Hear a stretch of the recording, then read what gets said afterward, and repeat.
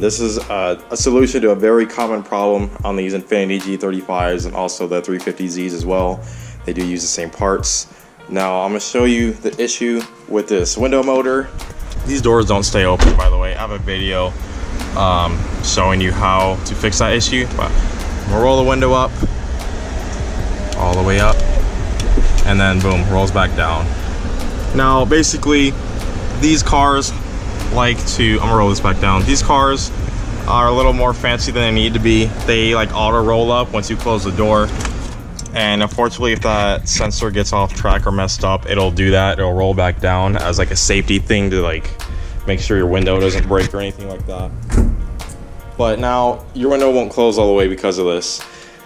Now, if this is my car, I would just go ahead and replace the whole motor anyway, because chances are it's gonna be on its way out soon. This car does have 162,000 miles on it, but if you want to just fix this particular issue first, and you don't want to do the labor and stuff and replace the motor on the part, this will be a solution. So this is very simple.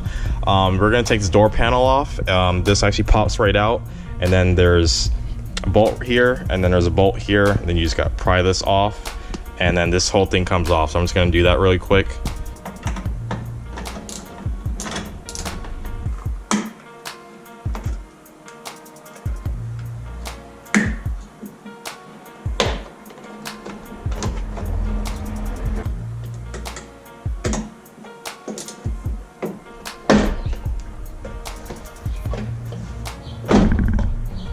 There's gonna be a little black piece right here. You're gonna remove it. This is the button you're looking for. This is the reset button for the window motor.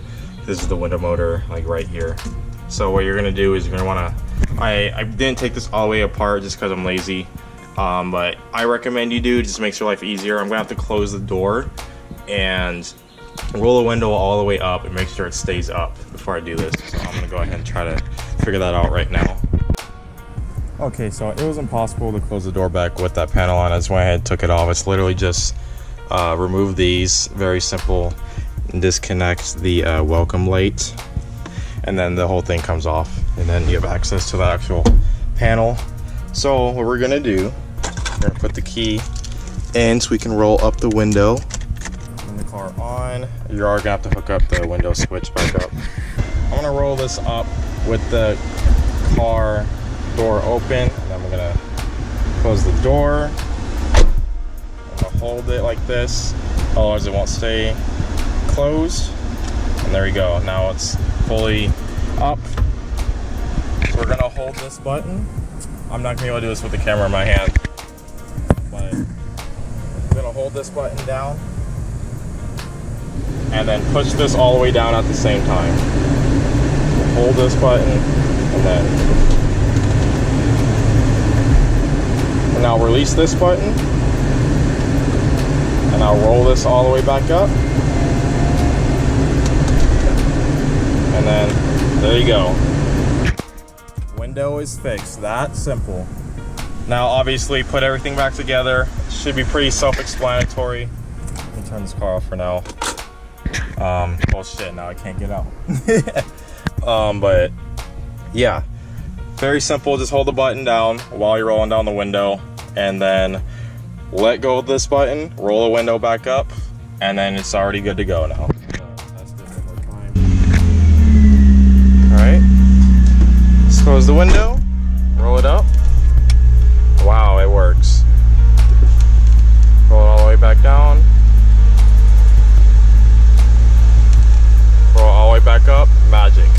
30 minutes of work, absolutely free.